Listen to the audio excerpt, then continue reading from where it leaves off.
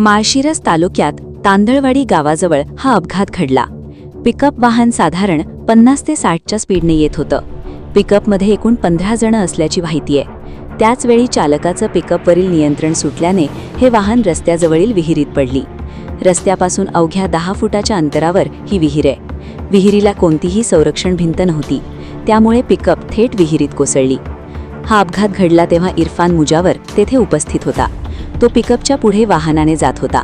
Pickup वाहन साधारण 50 ते 60च्या स्पीडने होतं, मात्र चालकाचं गाडीवरील नियंत्रण सुटलं आणि पिकअप थेट विहिरीत कोसळल्याचं इरफानने सांगितलं। इरफानने सांगितलं की मी मागे पाहतो तो पिकअप वाहन जवळील विहिरीत कोसळली।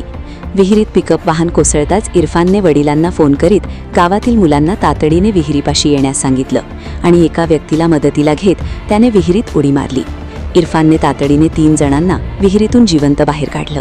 मिळालेल्या माहितीनुसार पिकअप वाहन उलट्या दिशेने विहिरीत कोसळलं, त्यामुळे विहिरीवरील कापडाचा फुगा झाला आणि त्यात अनेक जण अडकल्याचं सांगितलं जात आहे। इरफानने तातडीने पाऊल उचलल्याने कुटुंबातील 3 जणांचा जीव वाचविण्यात आला।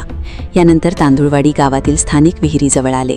त्यातील अनेकांनी विहिरीत उडी मारत अनेकांचा जीव वाचवला। या गावातील ग्रामस्थांनी दाखविलेल्या प्रसंगावधानतेमुळे 8 जणांचा जीव वाचला आहे। तांदळवाडी गावातील एका स्थानिकाने दिलेल्या माहितीनुसार गेल्या कित्येक दिवसांपासून रस्त्याजवळील विहिरीच्या संरक्षण भिंतीची मागणी केली जात होती, मात्र याकडे दुर्लक्ष करण्यात आलं।